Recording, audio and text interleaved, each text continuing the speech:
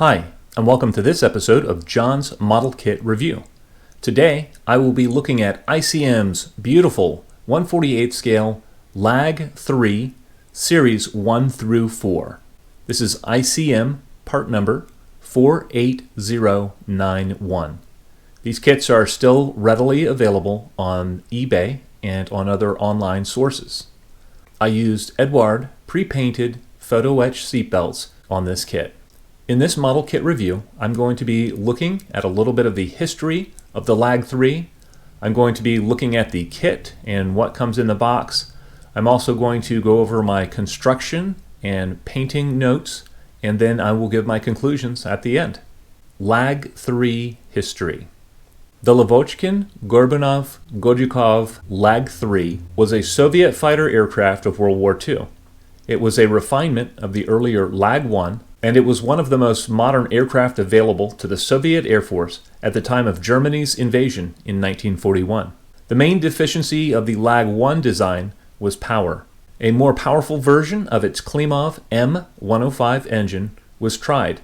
The improvement was poor, and without an alternative power plant, the only solution was to lighten the airframe.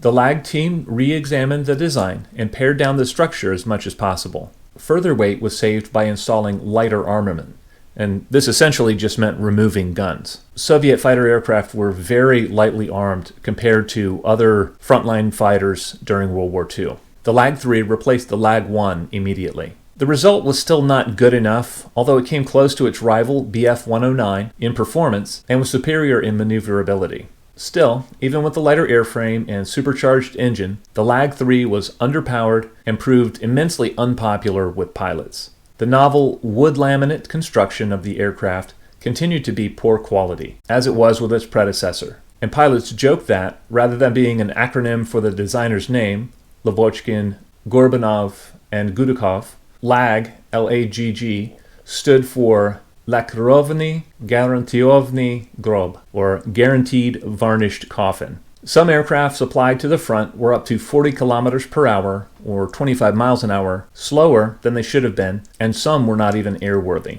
In combat, the LaGG-3's main advantage was its strong airframe. Although the laminated wood did not burn, it shattered severely when hit by high explosive rounds. The LaGG-3 was improved during production, resulting in 66 minor variants in the 6,258 that were built. Experiments with fitting a large radial engine to the LaGG-3 airframe finally solved the power problem and led to the superb Lavochkin La-5, although it was initially also fraught with problems. The kit. Thank you once again, ICM, for producing a mainstream kit of an important World War II aircraft. Though the LaGG-3 was previously kitted in 1/48 scale by LTD and South Front, ICM's LaGG-3 puts those kits to shame. This kit was released within the last 15 years, and the ICM LaGG-3 Series 1 through 4 comes in a small end-opening box. Upon opening it, one finds 3 sprues of soft, slightly grainy gray plastic, a sprue of beautiful clear parts, and a decal sheet with markings for 4 aircraft. My particular kit had only a few mold glitches, and this is an improvement over some ICM kits of the past. The major flaw was that the fuselage halves were short shot where they met the rear of the upper wings. There is a little flash, but nothing that won't clean up easily. This kit has engraved panel lines that are a bit heavy in places and a really nice interior. There are also some very delicate details such as rocket rails, pitot tube, and antenna mast. Construction.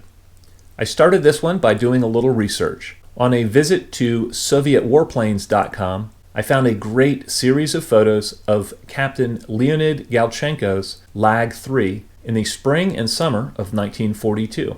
A LaGG-3 ace, Captain Galchenko was the most famous pilot of the 145th IAP based in Murmansk. Though the plane in the pictures did not match the one in the instructions exactly, I had all the decals needed to model it.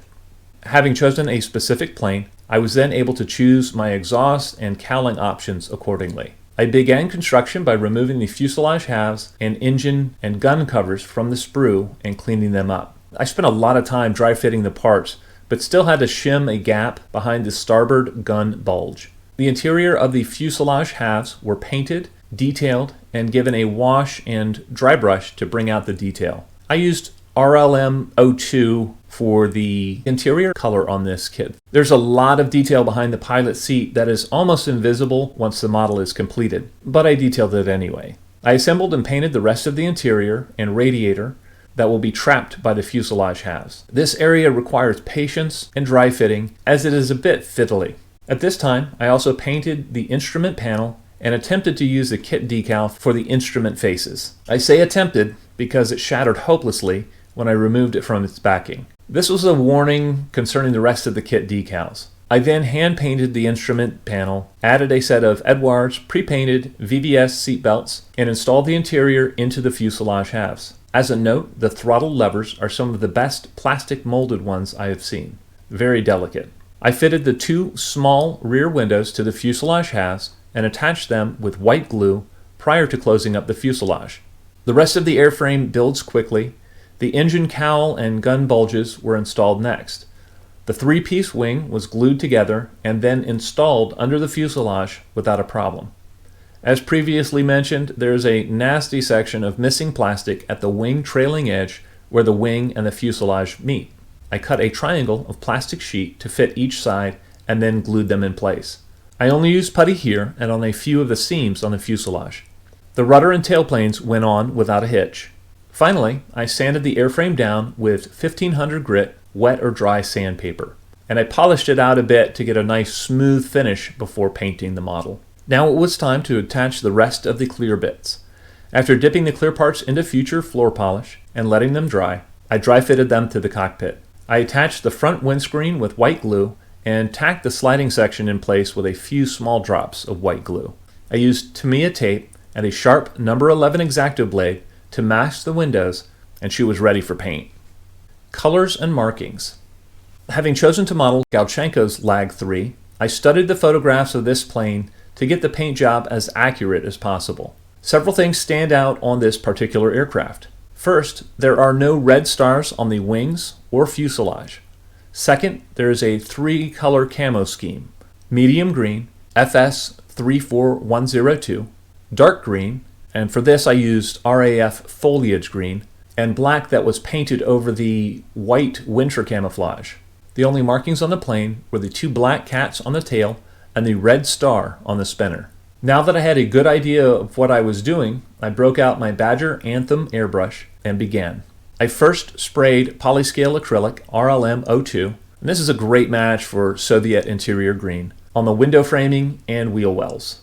I masked off the wheel wells and sprayed Polyscale's Russian underside blue on the lower surfaces of the plane. When this had dried, I masked off the underside and sprayed the entire upper surface with Polyscale's semi-gloss black. I then used a combination of masking tape and silly putty to mask off the black areas. By rolling the silly putty into thin snakes and sticking it to the airplane along the edge of the camouflage, I was able to get a softer demarcation line than with tape alone. I painted the foliage green next and masked it using the same method. Finally, the medium green was applied and all the masking came off. I let the plane dry overnight and then I applied various powdered artist pastels to bring out the panel lines, exhaust stains, etc. I applied the pastels with a soft, closely cropped paintbrush, removing the excess with a kneadable eraser. I then sealed the pastels with an airbrush coat of future floor polished in preparation for decals. The kit decals were used, but disaster was only narrowly avoided. As with the instrument panel, as soon as I started to gently slide the first black cat decal on its backing sheet, it shattered. I placed the shattered decal back into the lukewarm water to free it from its backing again. Once it was ready, I very carefully realigned all the pieces while it was still on the backing. I then set it aside to dry for several hours. When it was dry, I brush painted a coat of future floor polish over this and the other decals. Thankfully, there were only a few on this kit. After letting the future dry, I gave it another go and the decals behaved fine. I applied a little bit of Champ setting solution to get them settled into the panel lines. I had to touch up the front star decal with paint where it wrapped around the spinner. Finally, I airbrushed a satin clear coat mixed from Future and just a little Tamiya flat base. Soviet warplanes during World War II used a thick coat of wax and were not nearly so flat looking as their German counterparts. I then used a very fine paintbrush to give the plane an oil-based dark brown wash. The satin coat allowed the wash to flow freely in the panel lines, and it was easy to clean up any excess with a Q-tip dampened with mineral spirits. I did a final application of pastels and brush painted the wing guns, landing lights, etc. I then glued on the landing gear and other fiddly bits. I used Tester's silver oil-based paint to simulate chipping around the maintenance panels. I also used photos of the actual airplane as reference for this step. Conclusions. Having built several ICM kits previously, this kit was exactly what I expected. While it's more work than most mainstream kits, if you take your time and dry fit the parts, you'll have no major troubles with construction. My only real gripe is with the kit decals. Not everyone has reported this problem, so I think it may be hit or miss. I would recommend trying out one of the decals that you are not planning to use to see if you'll have issues. Also, if you want a LaGG-3, there are no better alternatives. I would recommend this kit to modelers with some experience. I'd love to know what you guys think. If any of you have built this kit and want to share your experience, please feel free to post in the comment section below. I hope you found this video entertaining and informative, and until next time, model on.